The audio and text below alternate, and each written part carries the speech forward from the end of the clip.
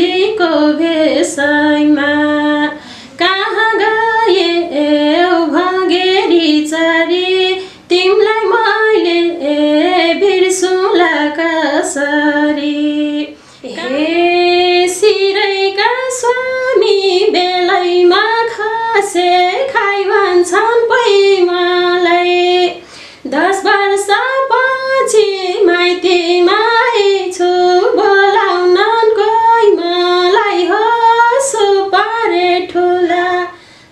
यसमा चाहिँ अब मलाई चाहिँ खबरै भएन। अब मैले त एक्कासी हाम्रो रविन दाइले र मैले गएको थियो रविन लामिछाने दाइले टिकटकमा पानपाते ठुली 2 आउँदैछ को हुनुहुन्छ प्रतीक्षामा भने पछाडि अनि मैले दाइले सोधेको थिएँ मेसेजमा दाइ पानपाते 2 आउँदै हो र कोले गाउनु भयो भन्दाखेरि हैन बहिनी हैन भन्नुभएको थियो। मलाई त्यति धेरै थाहा पनि भएन र एक्कासी गीत आए पछाडि थाहा भयो। जस्तै बाबाको घर खरले छाको पराइको घर करले आको आमा तिम्रो सम्झना आइरहेछ भेट्न आउँथे मेरी आमा बाटैमा भइरहेछ। यो समयमा चाहिँ अब घर बाहिर धेरै निस्किन पनि पाएको छैन र आफूले अब गीतहरू गाउने क्रम पनि धेरै नै थियो मैले गीत गाउने क्रम तर गीत गाउन पनि पाएको छैन किनभने अब गाडीहरूमा पनि त्यसरी निरन्तरता नचल्ने त्यही भएको हुनाले यतिकै घरमै बस्ने नानीहरूसित खेल्ने बस्ने त्यही नै हो। यसपालिको तीज चाहिँ मैले 3टा गीत गाएँ तीजको गीत। एउटा पुर्याइदेऊ धोको मायाले सबै चिजमा भन्ने शिव अखिली दाइको शब्द सूर्य खड्का दाइले र मैले गाएका थियौँ। त्यसै गरेर बाटैमा भाइरस हाम्रो शिव अखिली दाइकै शब्द र मैले एकल गीत गाएको थिएँ। अनि अर्को एउटा किन्देऊ साडी तिजैमा गरेर 3टा गीत मैले गाएको थिएँ। एकदमै मन परेको गीत चाहिँ बाटैमा भाइरस सबैजनाले माया गरिदिनु भएको छ त्यसैमा खुसी छु। आफ्नै गीत गाउन चाहन्छु सर्जक स्रष्टालाई सम्झन चाहन्छु। शिव अखिली दाइको मिठो शब्द अनि सूर्य खड्का दाइको लय सूर्य खड्का दाइले र मैले नै गाएका थियौँ। पुर्याइदेऊ धोको मायाले सबै चिजमा भन्ने सबैजना दर्शकले माया गरिदिनु भएको छ अझै पनि माया गरिदिनु होला। एक टुक्का सुनाउँछु यहाँहरुमा आज। हे तिजैमा पुर्याइदेऊ धोको मायाले सबै चिजमा तिजमा पुर्याइदेऊ धोको मायाले सबै चिजमा हे झालै फल्ने काकरिता भुइँ फल्ने तारुला धोका दिए मायालुले मै कसो गरुला तिजमा तिजमा पुर्याइदेऊ धोको मायाले सबै चिजमा तिजमा पुर्याइदेऊ धोको मायाले सबै चिजमा मायाले सबै चिजमा। र अझ धेरै माया गरिदिनु भएको छ मेरो एकल आवाज शिव अखिली दाइकै शब्द तारानाथ दाइको एरेन्ज मिठो एरेन्ज थियो। टिकटकमा धेरैले हामीलाई साथ दिनुभएको छ सम्पूर्णलाई धन्यवाद दिन चाहन्छु। हे बाबाको घर खरले छाको पराइको घर करले आको आमा तिम्रो सम्झना आइरहेछ भेट्न आउँथे मेरी आमा बाटैमा भइरहेछ भेट्न आउँथे मेरी आमा बाटैमा भइरहेछ तिजमा आउँथे मेरी आमा बाटैमा भइरहेछ तिजमा आउँथे मेरी आमा बाटैमा भइरहेछ। यसमा चाहिँ अब मलाई चाहिँ खबरै भएन। अब मैले त एक्कासी हाम्रो रविन दाइले र मैले गएको थियौँ रविन लामिछाने दाइले टिकटकमा पानपाते ठुली 2 आउँदैछ को हुनुहुन्छ प्रतीक्षामा भने पछाडि अनि मैले दाइले सोधेको थिएँ मेसेजमा दाइ पानपाते 2 आउँदै हो र कोले गाउनु भयो भन्दाखेरि हैन बहिनी हैन भन्नुभएको थियो। मलाई त्यति धेरै थाहा पनि भएन र एक्कासी गीत आए पछाडि थाहा भयो ज्योष्ठीका सानो धन्म्या बहिनी अनि हाम्रो प्रकाश भाइ रविन दाइले गाउनु भएको रहेछ। खुसी नै छु। मलाई त्यति धेरै गुनासो गर्न त मन छैन, किनभने उहाँहरूले जसलाई माया गर्नुभयो, जसलाई मन पराइदिनु भयो उहाँहरूलाई नै राख्नुभयो। तर पनि धेरै दर्शकहरूले चाहिँ भन्नुभएको छ कमेन्टमा, रिना केसीलाई किन राखिएन, कहाँ हुनुहुन्थ्यो, किन खोजिएन, किन छुट्याइयो टिमबाट भनेर। र यो कुरा एकदमै मैले म्यासेजमा पनि मेरो साथीहरूलाई, मेरो फ्रेन्डहरूलाई मैले रिप्लाई दिन पनि पाएन, किनभने मसँग केही उत्तर पनि थिएन। र दाइहरूले यदि सम्झेको भए बागलुङबाट काठमाडौँ जान सक्थेँ होला म पनि। एउटा पोहोर आफूले गाएको गीत सबैजनाले माया गरिदिनु भएको थियो, अहिले पनि माया गरिदिनुहुन्छ जस्तो लाग्थ्यो। त्यही नै हो। अब उहाँहरूले मलाई सम्झाउनु भएन अनि त्यस कारणले म छुट्न पुगेँ। तैपनि गीत राम्रो छ, सबैले राम्रो गाउनु भएको छ, सफलताको शुभकामना भन्न चाहन्छु। मलाई त एकदमै असरै छ भन्नुपर्छ, किनभने हाम्रो दोस्रो व्यवसाय अब केही पनि छैन। अब यही क्षेत्र नै यही, अब गाएर अब पेट पाल्ने बाटो नै यही हो। अब लगभग जब कोरोना फैलिसक्यो तबबाट हाम्रो कार्यक्रमहरू प्रोग्राम केही पनि हुन पाएको छैन। अब जनतन घर त चलिरहेछ, तैपनि अब पैसा भन्दा पनि आफूले धेरै ठाउँहरू पाइन्थ्यो, धेरै ठाउँ चिन्न पाइन्थ्यो, धेरै ठाउँमा जान पाइन्थ्यो। अब मिठा मिठा गीतहरू बजारमा पनि ल्याउन पाइन्थ्यो। यही नै एकदमै ठुलो घाटा नै यही भएछ। अब पैसै कमाउनु भन्दा पनि आफ्नो केही अब प्रतिभाहरू देखाउन नपाउँदा यही नै घाटा भएछ। म चाहिँ कस्तो भन्दा अहिलेभन्दा लगभग 2 वर्ष अगाडि नेपाल थिएन, बाहिर थिएँ होइन। अब विदेशमा हुँदाखेरि लोक सङ्गीत धेरै नै माया गर्ने, सानैदेखि गाउँथेँ गाउन त। तैपनि यो क्षेत्रमा लाग्नुपर्छ, तिम्रो स्वर मिठो छ, तिमीमा प्रतिभा छ भन्ने मान्छे कोही पनि थिएन। र जस 2 वर्ष पछाडि विदेश गएँ। विदेश जाँदाखेरि उहाँ भोगेको हरेक दुःख पीडाले मलाई गीत सङ्गीतलाई एकदमै माया गर्न अझ धेरै उत्कृष्ट जाग्यो। र गाउँथेँ, उहीँबाट पनि गीत गाउँथेँ। अनि नेपाल आएर केही गर्छु भन्ने सोचेँ। र सोचे पछाडि अब एउटा गीत गाउने अवसर पाएँ। नेपाल आउँदै पहिलो गीत ऋतु काग थियो, सूर्य खड्का दाइले मलाई स्थान दिनुभएको थियो। दाइलाई पनि धेरै सम्झन चाहन्छु, शिव अखिली दाइलाई। र त्यही गीतबाट नै यो साङ्गीतिक क्षेत्रको यात्रा सुरुवात गरेँ। अहिलेसम्म राम्रै भएछ, लगभग 2 वर्ष भयो। मैले भगेरी चरीभन्दा अगाडि पनि धेरै गीतहरू गाएको थिएँ। त्यति धेरै बजारमा ल्याउन धेरै दर्शकको माया पाउन सकिएन।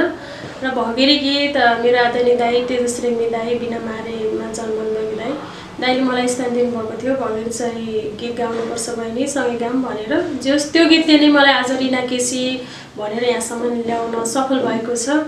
र त्यही गीत नै मेरो जिन्दगीको एउटा अविस्मरणीय क्षण पनि त्यही गीतबाटै हो। र धेरै करोडौँ कलममा पुगेको गीत, करोडौँ दर्शकले माया गरेर हेर्नुभएको गीत, सबैको मुखमा बस्न सफल गीत भगेरी चरी गीत गाउन चाहन्छु एक टुक्का। तेजस रेग्मी दाइलाई सम्झाउँदै, सम्पूर्णलाई सम्मान व्यक्त गर्दै सबैलाई। हे कहाँ गए भगेरी चरी, तिमलाई मैले बिर्सुला कसरी, जानी भयो राजाको देशैमा पञ्चे बाजा बेहुलीको भेषैमा। कहाँ गए भगेरी चरी, तिमलाई मैले बिर्सुला कसरी, कहाँ गए भगेरी चरी, तिमलाई मैले बिर्सुला कसरी, तिमलाई मैले बिर्सुला कसरी। धन्यवाद। छन् 2-4वटा गीत चाहिँ मैले यो शब्द मन परेन, मलाई यो सुट गर्दैन भनेर पनि मैले 2-4वटा गीत चाहिँ फर्काएको छु। तर मलाई त कस्तो लाग्छ भने हाम्रो समाजमा पस्ने खालका गीतहरू बजारमा ल्याउनुपर्छ, ताकि आफ्नो एउटा फ्यामिलीसँग, परिवारसँग सँगै बसेर सुन्न पाइयोस्, हेर्न पाइयोस्, कसैलाई पनि असर नपरोस्, त्यस्ता शब्दहरू गाउन पर्छ जस्तो लाग्छ मलाई। र मैले गाउँदा पनि मलाई आएका अवसरमध्ये पनि शब्द हेरेर अब यतिको भए मैले गाउँछु, यतिको भए मलाई गाउन सुट गर्छ भनेर मैले गाउने गरेको छु। अहिलेसम्म त मैले अर्को व्यवसाय केही पनि गरेको छैन। अब यही नै भर्खरै सुरुवात छ होइन, यसैलाई निरन्तरता दिइरहेको छु। अब आगामी दिनमा त अब केही व्यवसाय गर्नै पर्छ, यति मात्रै पेसा हुँदैन, किनभने यो त कहिले चल्ला कहिले नचल्ला होइन, कहिले दर्शकको माया पाइएला कहिले नपाइएला भन्ने हुँदैन। एउटा पछि व्यवसाय त गर्न नै पर्छ, अहिले चाहिँ गरेको छैन। मलाई त एउटा राम्रो असल गायिका बन्न मन छ, एउटा बागलुङबाट चिनिन मन छ। जस्तै हाम्रो देवी दिदीहरू जुना दिदीहरू जस्तै एउटा राम्रो कलाकार बन्नु मन छ र भोलिका दिनमा अब सपनाहरू त धेरै हुन्छन्, सोचे जतिका सपना सबै पुरा पनि हुँदैनन् हैन। सपना देख्नुपर्छ, तर अहिलेसम्म यस्तो गर्छु नै भन्ने सपना त केही पनि देखाएको छैन। अब दुःख सङ्घर्ष गर्दैछु जिन्दगीमा हैन।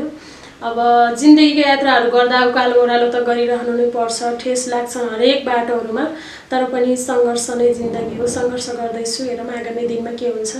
घाटा चाहिँ भएछ हैन, अब धेरै नै भएछ, त्यो पनि मेरो कमजोरीले नै होला हैन। अब भनिन्छ नि भँगेरी चरी गीत गाएँ, अब 3 करोड नेपालीले हेर्नुभयो, सबैले माया गरिदिनु भयो, तर पनि भँगेरी चरी गीत गाउने गायिका यो हो भनेर चिनिन पनि म पाएन, किनभने टाढाको यात्राले गर्दा नै हो हैन। अब म 81 जान पनि पाएन सुटिङमा, त्यही भएर चाहिँ अब देखिन पाएन। त्यस्तै धेरै गीतहरू पनि मैले अब आज बेलुका नै फोन गर्नुहुन्छ, भोलि बिहान रेकर्ड आउन सक्नुहुन्छ र भन्नुहुन्छ, मैले सक्दिनँ, बाग्लुङ छु भन्छु। त्यही भएर यस्तो धेरै नै घाटा भएछ मलाई पनि। अब भोलिका दिनमा अब अलि पोखरा काठमाडौँ कतै जान्छु होला जस्तो पनि लागेको छ। हेरौँ के हुन्छ।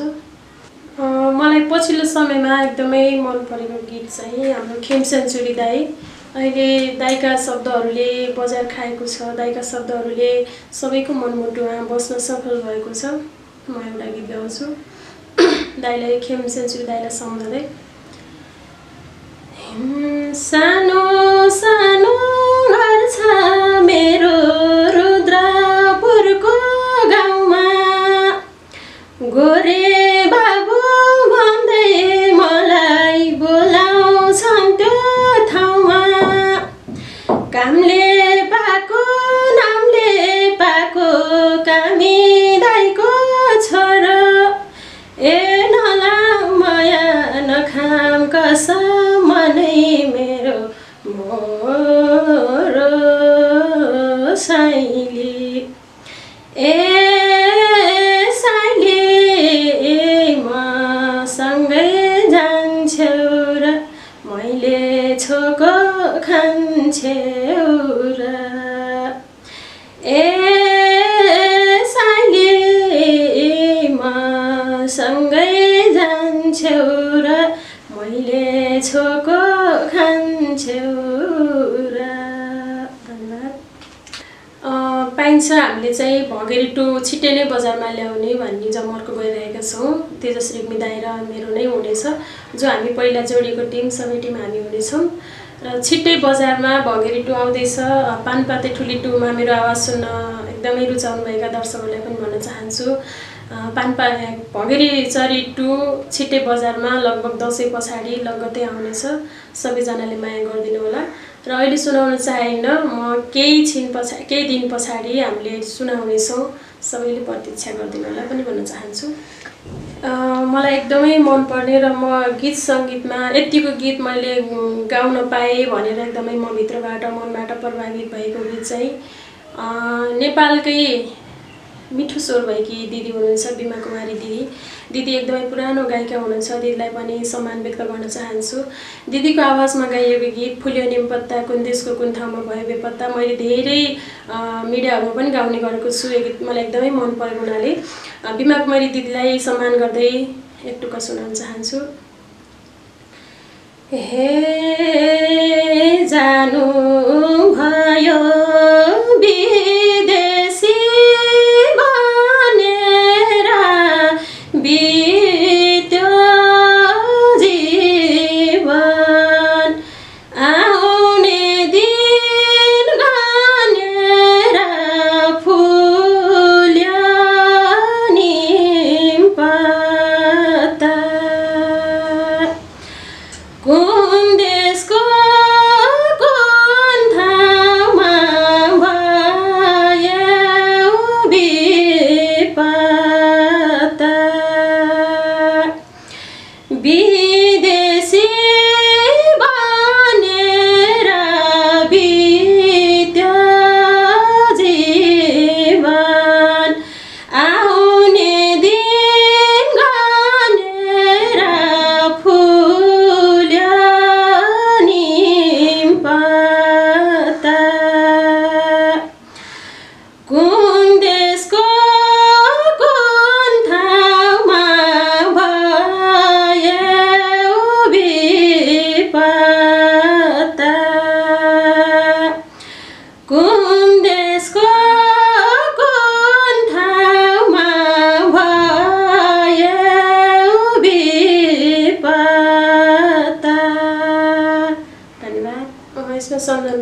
सबभन्दा मेरो अघिल्लो स्थानमा हुनुहुन्छ मेरो मम्मी बाबा।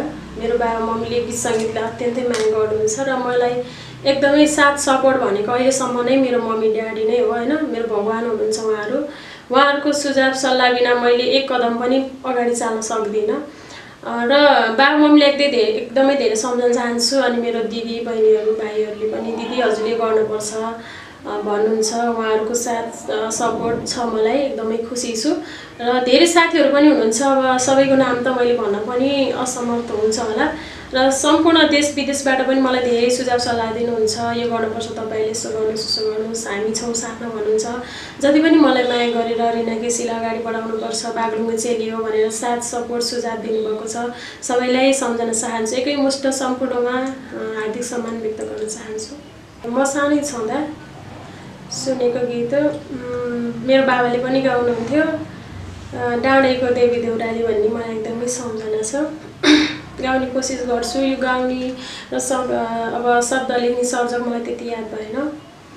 डाँडेको देवी देउराली माया हो पात बजाउँदै झरे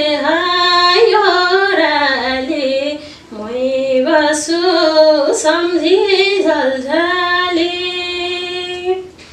ओरालीमा जो झरे पानी माया हो झल्को लाउँछ उही माया हो भनी डाँडेको देवी देउराली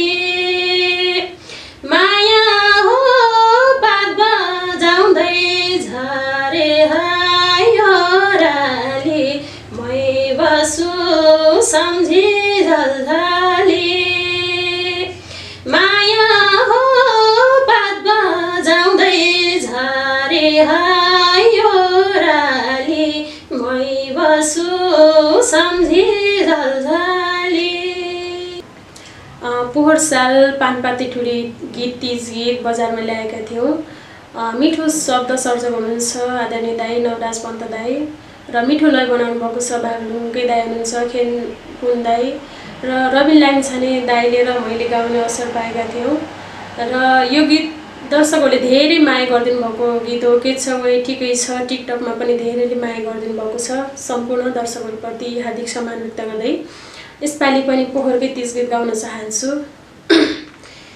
हे सिरैका स्वामी बेलैमा खसे खाइ भन्छन् पैमालाई 10 वर्षपछि माइतीमा आइछु बोलाउन कोही मलाई हो सुपारे ठुला ठिकै छ सुपारे ठुला पुरानो मायालाई नभुला के छ पानपाते ठुली नहिँडा नबोली